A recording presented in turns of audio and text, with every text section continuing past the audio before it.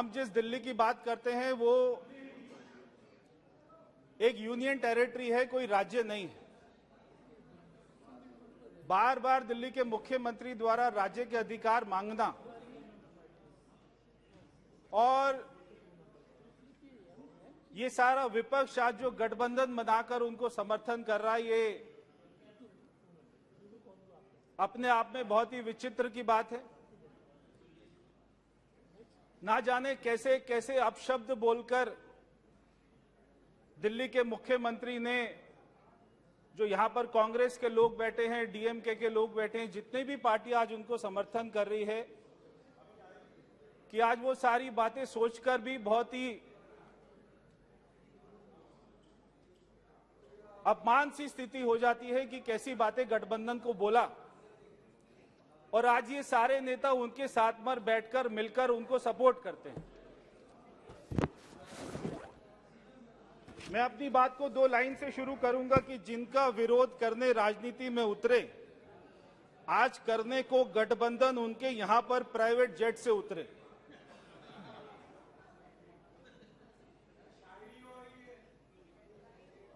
आज ये पंजाब के मुख्यमंत्री के साथ में सारे राज्यों में जाकर दिल्ली के मुख्यमंत्री दिल्ली की स्थिति को नहीं संभाल रहे, मगर वो सारे राज्यों में जाकर और वो ऐसे प्रधानमंत्री जी को हराना चाहते हैं जो प्रधानमंत्री जी आज हमारे देश के गरीबों की चिंता कर रही है, जो आज तक कभी कांग्रेस ने 60 सालों तक नहीं करी।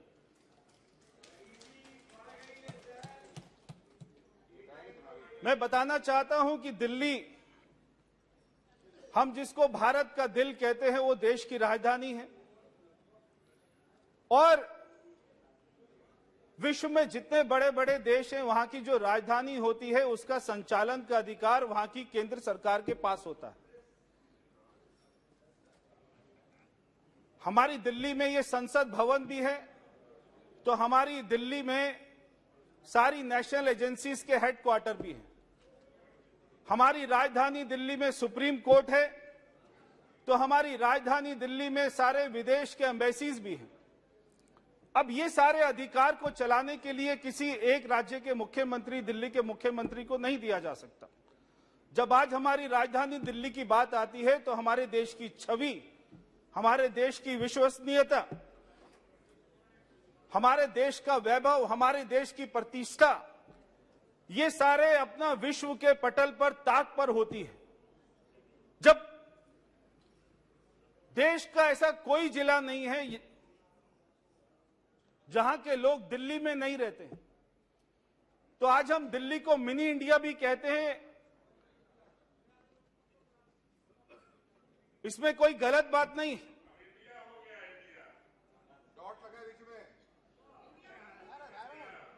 धब्बे हैं, भारत भारत ही रहेगा।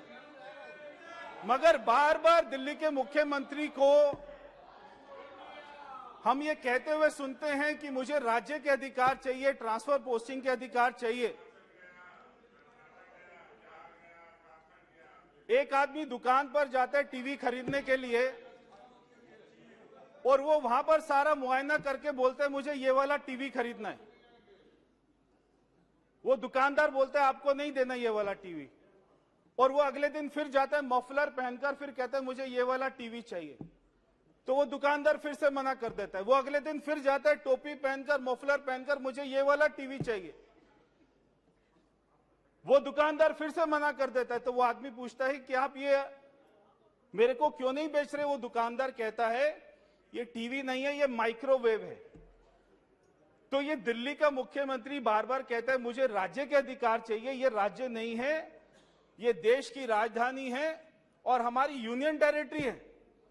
हमारी दिल्ली में कोई भी सर्विस कमीशन नहीं, हमारी दिल्ली का कोई भी कैडर नहीं होता। सारे आईएएस आईपीएस ऑफिसर को यूटी कैडर के बोले जाते हैं। और हमारे देश की जो 8 हमारी यूटी हैं, दिल्ली के अधिकारी सारे यूटी में सर्विस करते हैं।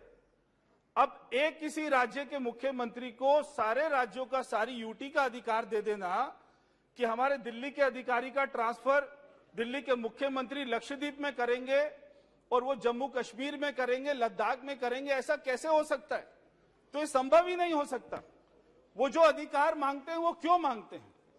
वो अधिकार इसलिए मांगते हैं कि आज उनके जो उप मुख्यमंत्री हैं वो पिछले 6 साल से 6 महीने से जेल में हैं। आज जो उनके स्वास्थ्य मंत्री हैं वो पिछले 1.5 साल से जेल में हैं। आज वो जिस कोर्ट की बात करते हैं वही कोर्ट उनको जमानत नहीं देती है। 1.5 साल से जो स्वास्थ्य मंत्री सड़ रहा है वहां पर, वो कौन से आरोप में गया? वो हवाला के आरोप में गया। और जो दिल्ली का उप मुख्यमंत्री है वो शराब घोटाले में जेल में गया। और एक इनका मंत्री एक महिला की इज्जत लूटकर राशन कार्ड के नाम पर, और वो जेल गया। तो ऐसे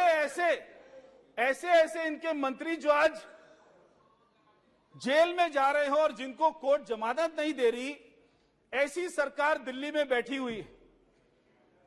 ये वही सरकार है जो 2013 में मैं भी विधानसभा का चुनाव लड़ा था, मैं भी विधायक बना, और ये कांग्रेस के साथ में समर्थन कर कर दिल्ली के मुख्यमंत्री केजरीवाल ने कहा कि मैं अपने बच्चों की कसम खाता हूं कांग्रेस का समर्थन नहीं लूंगा, मगर कांग्रेस का समर्थन लेकर सरकार बनाई। और वो सरकार क्यों गिराई? जन लोकपाल करके कि मैं जन लोकपाल लेकर आ रहा हूं, वो मुद्दे पर सरकार गिरा दी। मगर आज 8.5 साल हो गए दिल्ली में जन लोकपाल नहीं आया है। ये इतना झूठा व्यक्ति है आज जो दिल्ली के लोगों को मिला है। और ये सदन को जानकर बहुत ही हैरानी होगी कि दिल्ली के मुख्यमंत्री 8.5 साल से सरकार में हैं। 8.5 साल से वो 8 बार भी अब अपने सचिवालय नहीं गए। 8 बार भी वो सारे आईएएस ऑफिसर को अपने घर पर बुलाते हैं। और एक बार उन्होंने दिल्ली के जो पहले मुख्य सचिव रहे अंशु प्रकाश जी, रात को उनको अपने घर पर बुलाकर अपने विधायकों द्वारा उनकी पिटाई कराई। आज भी वो केस चल रहा है। तो क्या कोई सोच सकता है एक मुख्यमंत्री अपने मुख्य सचिव को पीटता हो?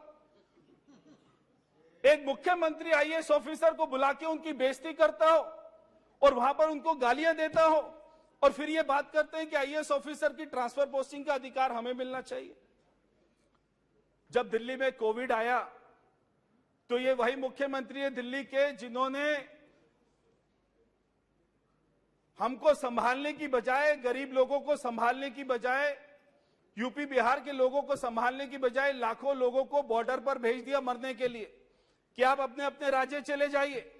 वो तो हमारी सरकार थी, हमारे गृह मंत्री जी थे, हमारे प्रधानमंत्री जी थे जिन्होंने दिल्ली में हॉस्पिटल बनाए, हमारे लोगों को वैक्सीन दी, हमारे लोगों को इंजेक्शन दिया और आज हमारे दिल्ली के लोगों की जान बचाई। वरना दिल्ली के मुख्यमंत्री ने हमको अपना मरने के लिए छोड़ दिया था। और क्या बोलते हैं दिल्ली के मुख्यमंत्री? वो कहते हैं कि बिहार के लोग तो केवल 500 रुपए का टिकट लेते हैं, दिल्ली में आते हैं, लाखों का इलाज करते और चले जाते हैं। जो आज ये नीतीश कुमार जी के आदमी बैठे हैं, यहाँ पे सांसद बैठे, मैं उनसे पूछना चाहता हूं, आपने कभी दिल्ली के मुख्यमंत्री से कहा कि आप हमारे बिहारियों के लिए ऐसा क्यों बोलते हैं?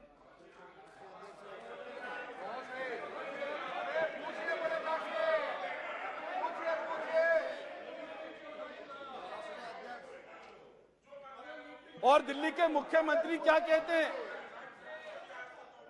और दिल्ली के मुख्यमंत्री क्या कहते हैं कि ये जो तमिलनाडु से बच्चे दिल्ली यूनिवर्सिटी में पढ़ने आते हैं और वो यहां की सीटों पर कब्जा कर लेते हैं। तो मैं डीएमके से पूछना चाहता हूं, कभी आपने, जो आपका गठबंधन का साथी है, आपने कभी उससे पूछा हमारे बच्चों को दिल्ली में पढ़ने के लिए क्यों मना करते हैं? तो ये गठबंधन तो कर रहे हैं, वो इनको गाली दे रहे हैं, और जैसे ये बिल पास होगा ये सारा गठबंधन बिल्कुल ताश के पत्ते की तरह गिर जाएगा, ढर जाएगा। ये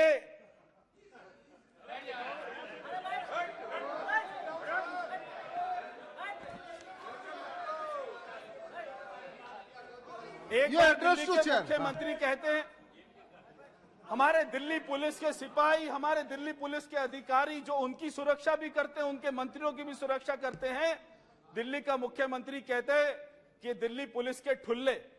अगर ऐसा कोई शब्द का प्रयोग करेगा तो क्या कोई आईपीएस ऑफिसर उसके अंदर में काम कर सकता है? क्या हम उसको अधिकार दे सकते हैं दिल्ली पुलिस को संभालने के लिए? ये हमारे दिल्ली में सबसे पहले विधानसभा का चुनाव हुआ 1993 में। और उसके बाद से जब तक केजरीवाल जी मुख्यमंत्री नहीं बने तब तक कभी किसी सरकार ने शिकायत नहीं करी।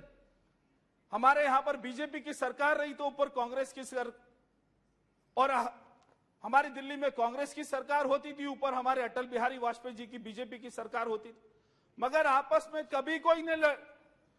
ये पहली बार 2014 के बाद हुआ कि दिल्ली के मुख्यमंत्री जो अपने झूठे वायदे करके पूरे नहीं कर पाए, वो अपनी विफलता के कारण में एलजी को दोष देते हैं, प्रधानमंत्री को दोष देते हैं, और उन्होंने आज तक कोई काम नहीं किया। उन्होंने कहा था मैं 500 स्कूल बनाऊंगा, एक भी स्कूल नहीं बनाया।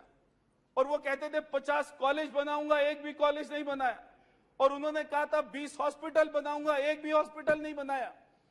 तो जब भी चुनाव आता है तो बड़ा बड़ा वो वायदा करते हैं मैं अपना बिजली दे दूंगा, पानी दे दूंगा, तब कोई उनको ऑफिसर नहीं रोकता, तब हमारे उपराज्यपाल उनको नहीं रोकते। मगर जब वो काम नहीं कर पाते तब वो उपराज्यपाल का प्रधानमंत्री जी का बहाना लेते हैं। तो आज तो ये हालत हो गई है कि आज इनकी सारी सरकारी जेल में है, क्योंकि घोटालों में इतना कमा लिया है कि अब तिहाड़ जेल को ही अपना पार्टी का कार्यालय बना लिया है। सारे मंत्री जेल जा रहे। मैं अध्यक्ष जी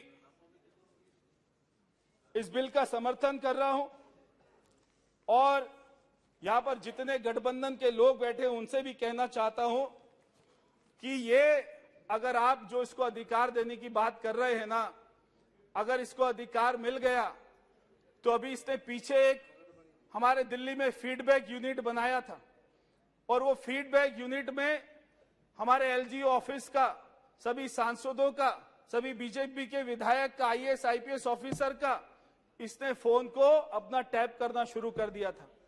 अगर ये जो गठबंधन के लोग बैठे हैं, अगर आप उनको अधिकार दे देंगे तो आपके सारे फोन भी केजरीवाल टैप करेगा, फिर आपको अपना चिंता होगी।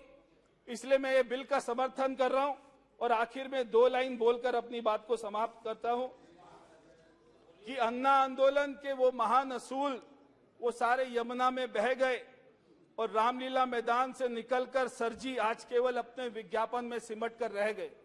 ये केवल विज्ञापन की सरकार है। 13,000 करोड़ रुपए के विज्ञापन से ये सरकार चल रही है और कोई कारण नहीं है। इसलिए मैं सभी सदन का मैं हाथ जोड़कर कहूंगा कि इस बिल का समर्थन करें। धन्यवाद। बहुत बहुत धन्यवाद। श्री कार्ति चिदम्बरम जी।